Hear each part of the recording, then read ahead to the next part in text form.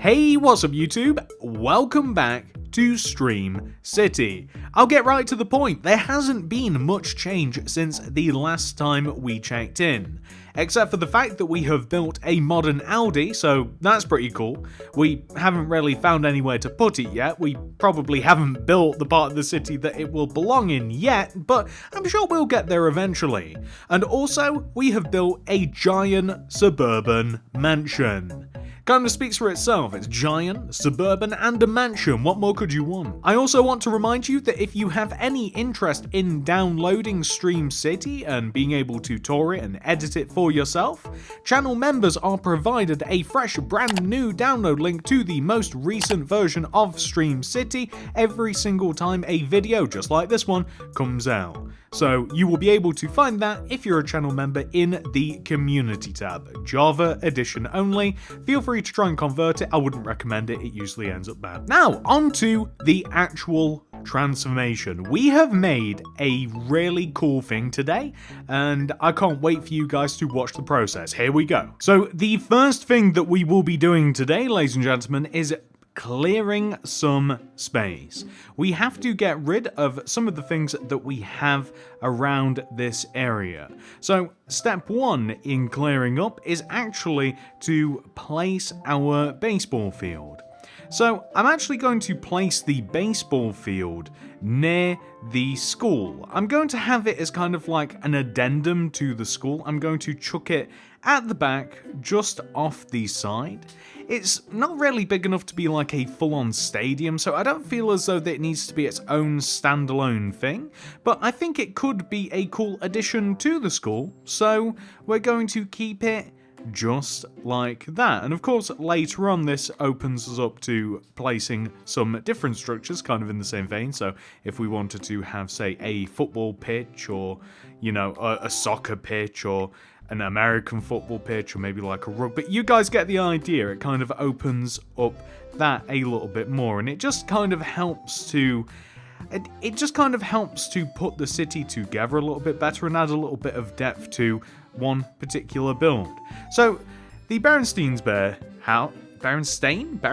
I can't actually remember which it is. I just put a little bit of a fence around it because I want to separate it from today's big project.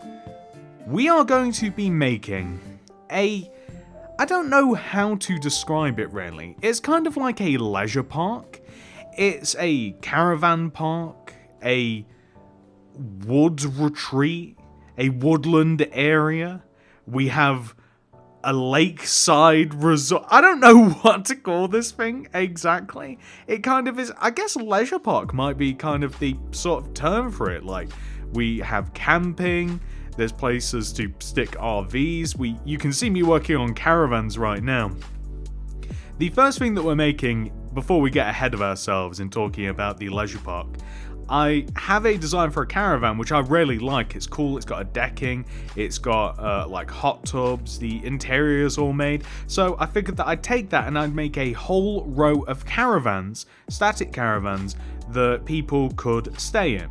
So after making that row, making them all nice, giving them drives, giving them a little bit of garden outside, I decided to simply just clone them and put them on the opposite side. So this kind of makes like a nice little chunk of the park. We're not going to make this too crazy.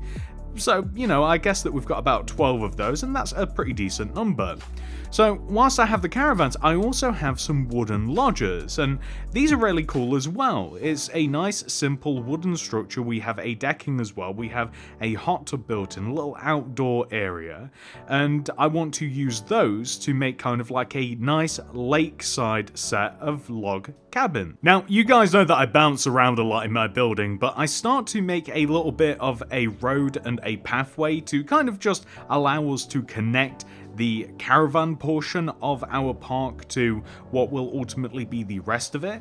And after I do that, a little bit of it, I immediately decide to jump into a lake.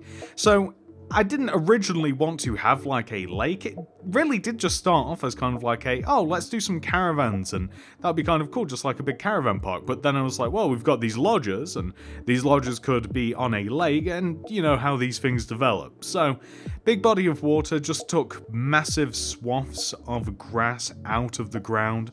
I put podzol for the lake base. I'm kind of figuring out how I want to decorate the lake slash pond slash, I don't even know what you call this.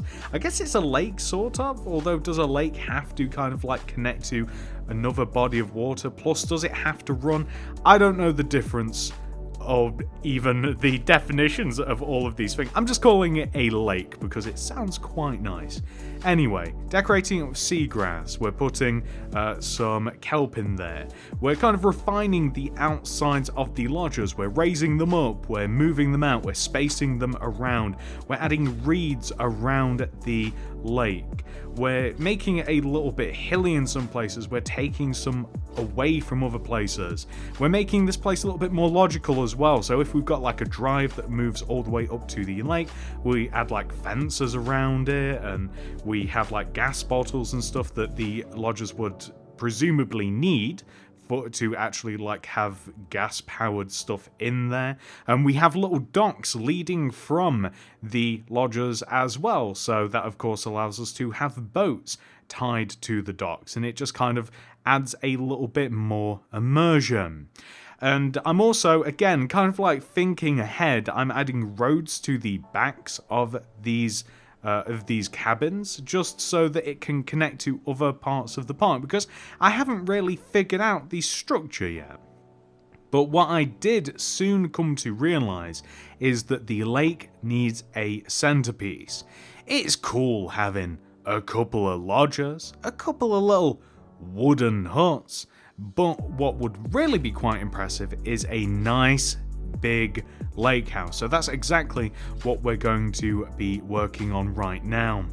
So the lake house, I kind of want it to kind of sit in the same sort of vein. I don't want it to get too crazy, and I want it to maintain a kind of like nice warm style. But the idea with this is that it is raised up out of the lake. It still has a dock, but it's higher than the water itself. On the dock, I suppose it'd be called a dock, and all of the decking that kind of surrounds it, I wanted to have kind of like a cool little chill out area that you can see. It almost looks like a cave with some seating and some lanterns. I kind of wanted to build up a bit of nature. I also added some lighting as well to the edge of the dock, the hanging lanterns. The dock also has a boathouse attached to it. So not only can you access the actual sailboat that will inevitably be inside of the boathouse, which is getting constructed now, but you can access it from the dock, or we will have a set of stairs that actually leads up into the house in some sort of fashion, which I think is really, really cool. And this is going to attach to the lake a little bit later on, but you can see me just working on the roof of the dock, and I've left all of the planning and the design in this as well, because I actually think it's quite cool. So it takes a lot of thinking about, especially with these larger structures, of how you want things to look, whether you want to go modern, what sort of materials you might want to use, how it's going to fit into the environment. And I'm actually keeping the structure very, very, very simple. We're using a lot of rectangles and triangles, kind of going a bit more traditional. This particular area right here is how we get down onto the dock. There's sort of two ways of getting there, but this is the more like direct route.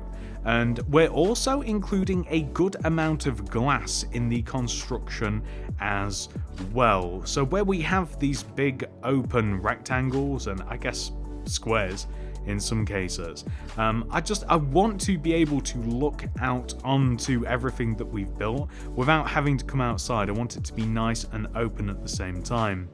I also figured that I wasn't making the house big enough, so I added kind of like a little bit extra there on the left, kind of like leading into the boathouse, and that's what gave me the idea to actually connect everything together.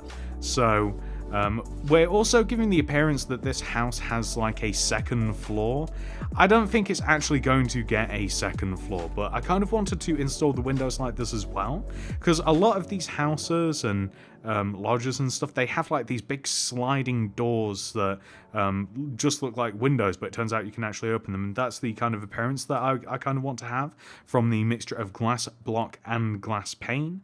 We're building up the structure of the wall. It's kind of sitting on a foundation of cobblestone, so in amongst all of the actual framework that we're using spruce for, and well, mainly spruce actually, of different varieties. A bit of spruce, we're using a bit of dark oak as well. A little bit of oak too, but I'm kind of keeping this a little bit darker. Well, it kind of sits on like a bed of cobble, and as you can see, I have to keep recoiling from the actual building to see how it's actually looking, because you know, I have a little bit of a picture in my mind, and it's not too complicated, as I said. We're sticking to mostly just like normal, or should I say simple, I shouldn't say normal shapes, simple shapes. So just triangles, rectangles, and I want it to be really open on the inside as well. I will be designing the interior at some point in time, and I really have a really good idea of what I want that to look like. The front of the house is going to almost be a mirror of the back of the house in the terms of how we're using the wood structure, but with the addition of a balcony. So the front of the house, it's going to be a little bit more inviting. I think I'm going to use a little bit more glass, and I'm also going to add a balcony which we are able to walk up on. I'm guessing since I have this balcony, actually I probably should give this house a second floor. Maybe we could have some sort of like big open plan bedroom. We could even make the inside of the house kind of like a loft setup, if you guys know what I'm talking about. So everything is nice, big, wide and open, except there's like this kind of like a half second floor kind of like built in, but it's still kind of like big and open. So we might actually go with something like that. And I wanted to make the roof for, I mean, we're kind of forced to do this with how I'm designing the house. But integrating all of the roofs in together, I was finding a little bit challenging, because I think that I made the roof a little bit different on the left than I did the right. And also trying to figure out where to make, say, the loft roof, like whether to use just stairs or whether to use just good old slabs. I went with slabs in the end because it's just easier to tie everything together, but we're getting all of this built by hand, unfortunately. Just a little bit slow. And I actually think it ends up looking really, really good. I think that it flows together really nicely. I'd happily make a tutorial on something like this. I'd have to refine it a little bit more, but sometimes the best houses, or the ones that I like the most, I should say, I shouldn't use the word best, but my favorite houses that I enjoy the most are the ones that like look really cool, but are actually really, really simple. And I think that this kind of like falls into that category. A lot of manually placing the roof. This house is like 150% roof, I swear. Maybe I should also add some chimneys to this as well. I'll have to see in the future a bit. As I said, I do need to design the interior, and that's something that I might actually do from one episode to the next, but I know that I don't actually tackle it in this episode. And I know that this seems like a really small thing, but I actually really like that feature window there on the what we're looking at now is the left side of the build. I actually really like that, and the open sort of porch design. I want to keep the front of the house really simple as well, so we're just going to basically have like a drive out here, some flowers, maybe make it a little bit messy with some bone meal and add some leaves. We want to be able to get to the front of the house, or the back of the house as it is. It's a bit confusing because that's technically the front of the house, but the back of the house is the more detailed portion because it leads down onto the actual lake itself. So at this point in time, I've kind of figured out that I want this particular area that you're seeing right here. This is kind of like an outdoor area. It's kind of like underneath a sort of gazebo structure, and in here, this is where we're going to have the hot tub, we're going to have a TV on the wall, and we're going to have a little seating area. That requires a little bit of back and forth, but what we're also going to do is we are going to connect that part down to the boathouse. So that's going to end up looking really, really cool. I'm adding some walls, and I'm kind of like figuring out where this house begins and ends, because in this kind of structure, it's kind of difficult because I've not even really designed the surroundings around this house at this point in time.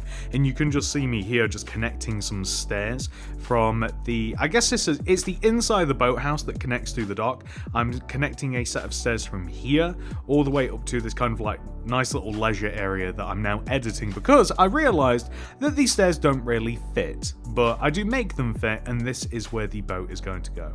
I've also got to seal up some holes using some cobblestone, make everything look nice and pretty. But as you can imagine, and as I kind of just decorate the outside area a little bit, it's kind of hard, especially when we've not even figured out where this is going to live precisely. I do eventually figure out that we're not going to move this house very far.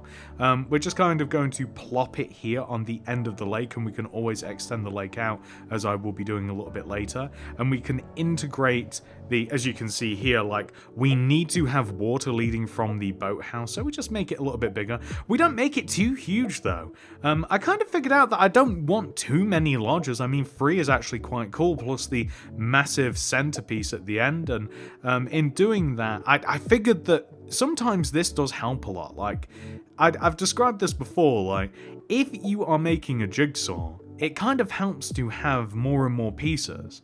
So even if they're not like important pivotal pieces, it kind of helps you to see the overall picture. And in adding roads and adding structures around things, like it really does help quite a lot. So at this point in time, again, kind of like adding walls and boundaries. I'm adding one here using terracotta because I didn't want to just continue using cobblestone. I wanted to add something a little bit different. That is the house's final resting place. And I'm also making it appear as though that the house is actually like sitting in the water, or at least the dock end of the house is. And just building up the area around it. It's also got to kind of like conjoin to the lodges as well. And I also want to create a clear boundary between the caravans and the lodges. So that means planting a whole bunch of trees, growing them, adding stone, adding azaleas, and adding that's pretty much it. Adding like stone, adding some buttons, adding some like the trees actually make a huge portion of this. Like, you don't really need too much more than trees. I'm using a very simple blend as well. I'm using predominantly oak, a little bit of birch. Yeah, just a little bit of birch. I'm trying not to include too much. Oak, birch, dark oak, and I think that's kind of... Oh, and some spruce, my bad. Oak, spruce, birch, and dark oak. Nice little blend of trees. Works really well. I also discovered what I wanted to do with the road from the lodges. Extend it up, connect it to the front of the huge lake house. So that's how I'll differentiate these. This is the lake house, those are the lodges.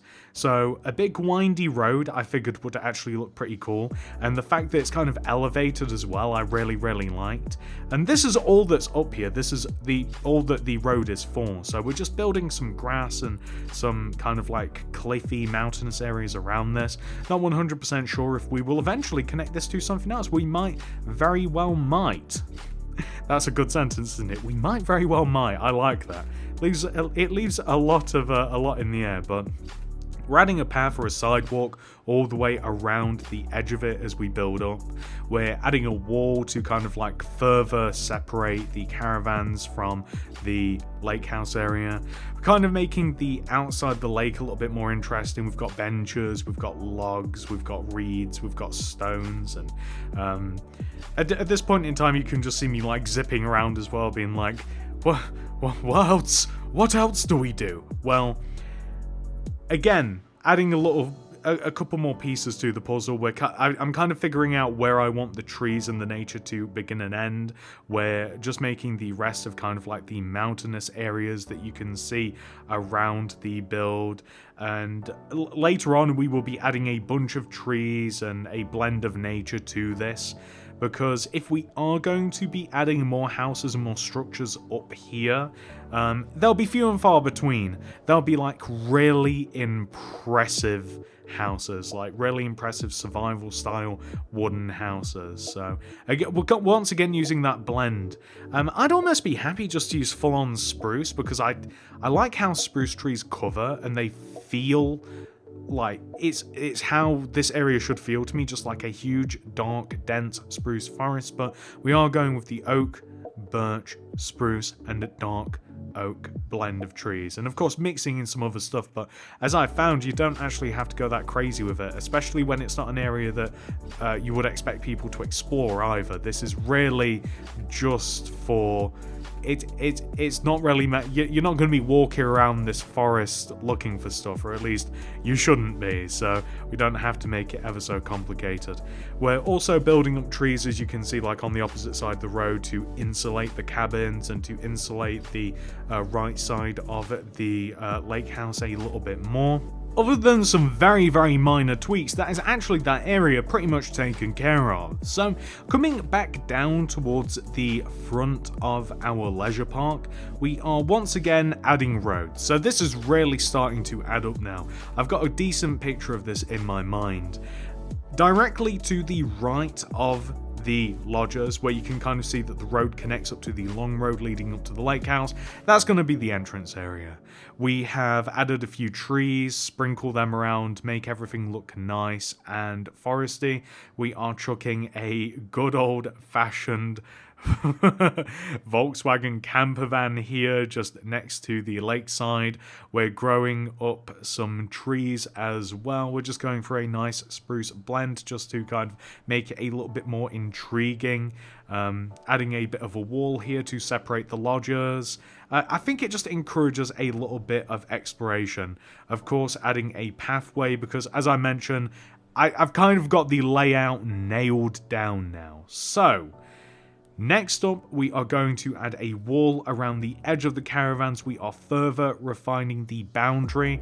We are going to insulate the leisure park for now, but I do have plans in the future that we might actually integrate the water park in here in some sort of way, so leaving that a little bit open.